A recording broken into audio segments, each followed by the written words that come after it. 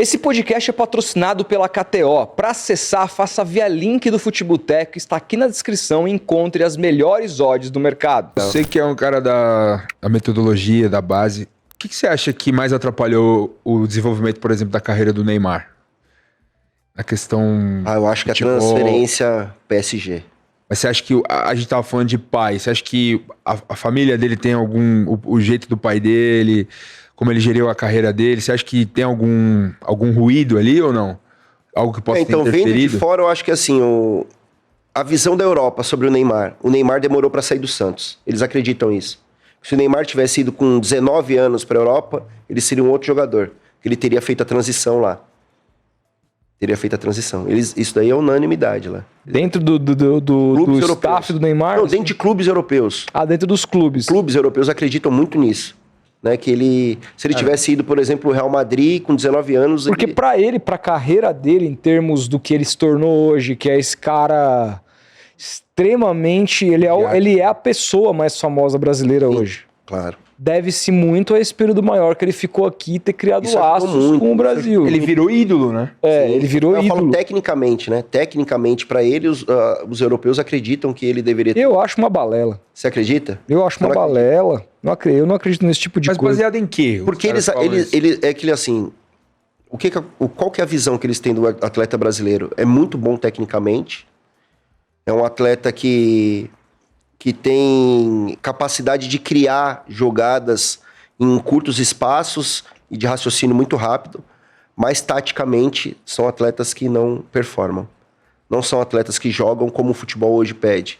Né? De ser aquele atleta que de uma área a outra, que recompõe, que marca, que sabe se posicionar, que sabe fazer uma cobertura. Mas isso no caso do Neymar? De todos os atletas brasileiros. Eles acreditam que os atletas brasileiros não têm esse processo de formação. Por isso que hoje eles lutam para levar esses atletas na primeira idade, que é 18 anos, e um dia que eles já estejam na Europa. Para que eles façam essa transição de treinamento num período de vida que ainda eles tenham a capacidade cognitiva de captar essas informações e fazerem essa transição. Cara, no Barcelona o Neymar fazia o corredor esquerdo, marcava muito. Mas aí a gente tá falando de um jogador extra classe. Então. É isso daí. Quando a gente fala do Neymar, eu não acredito na genialidade, tá? Eu acredito na predisposição a um esporte. Eu acredito que o Neymar, se ele fosse jogar tênis, ele ia ser gênio. Se ele fosse jogar basquete, porque ele tem a aptidão a fazer aquilo. Geralmente você vai ver alguns atletas...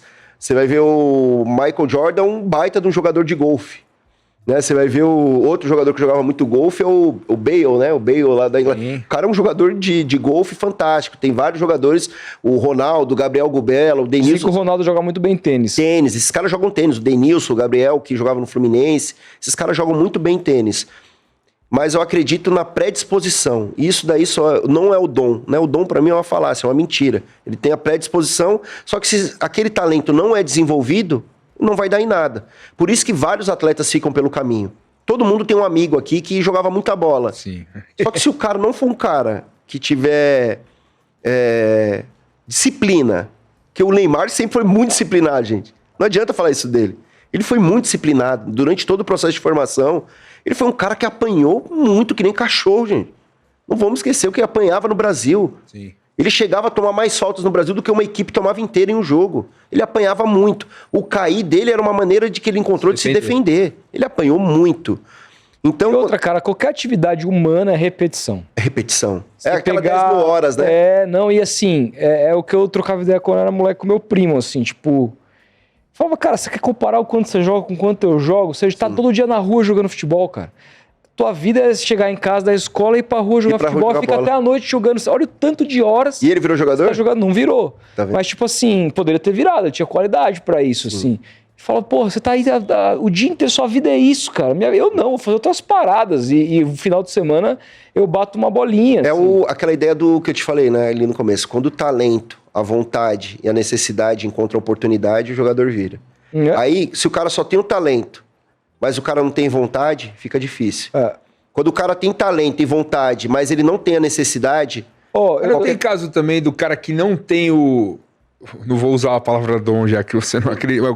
O cara que às vezes não é tão provido tecnicamente Sim. de qualidade ali, mas ele tem a disciplina, Sim. ele tem o físico, ele tem o profissionalismo já intrínseco nele. Ele vai longe. Ele vira Não, jogador. mas é porque o futebol, Rodolfo, quando a gente vai olhar, e Felipe, é basicamente assim.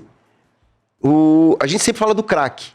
Mas o futebol, 90% da equipe é carregador de piano. É lógico. Operário da bola. É o goleirão, que é um cara técnico, que tem que treinar muito. É o zagueirão, que tem que zagueirar. Porque hoje em dia fala o goleiro tem que jogar com o pé, o zagueiro tem que ser craque. O Wilsinho deu uma entrevista maravilhosa. Se o zagueiro fosse craque, era volante. Não, se o zagueiro fosse técnico, era lateral. Se o lateral fosse bom, fosse meia. Se o meia fosse habilidoso, era atacante. Se o atacante soubesse fazer gol, era centroavante. É mais ou menos isso. Então a gente tem um futebol formado de carregadores de piano. É. A seleção da Argentina foi o quê pro Messi na Copa? Carregou o piano. Carregou o piano, falou, Messi, brinca aí com os caras. A seleção da França foi o quê? A seleção da França, gente, é a campeã moral da Copa do Mundo, porque eles jogaram sem 16 jogadores. 16. Os caras estão esquecendo da França na próxima Copa, que vai vir com o Camavinga voando, com o Tchouaméni, os caras tudo voando, os caras com 23 anos, cara. Dembélé que tá jogando. Dembélé, os caras com 23, 24 anos. Só que assim, teve operários da bola pra fazer isso pros caras. É que a gente esquece. A gente fala de 82, foi fantástico. Eu amo o Zico, acho um cara espetacular. Mas a Copa de 70 foi a única seleção que só tinha craque, irmão.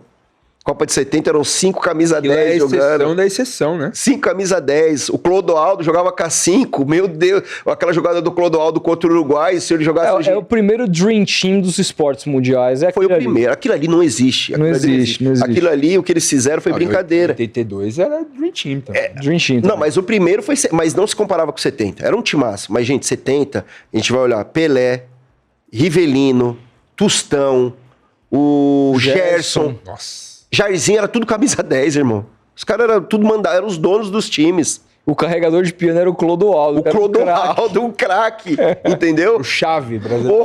Paulo César Caju na reserva, irmão, a gente tá falando. Sabe? A gente tá falando de caras que era um espetáculo. Então, quando a gente vai falar de futebol, não é aquilo que eu falei do darwinismo, no futebol tem isso daí, porque se o cara for um cara dedicado, que se entregar, o caso do Alex, né, que é uma história linda do zagueiro, e tem tantas outras, né, que a gente for olhar, o Liedson, era um cara que tava jogando na várzea, Leandro Damião tava jogando na várzea, Bruno Henrique. O Bruno Henrique, o irmão dele, falam que era bem melhor que ele.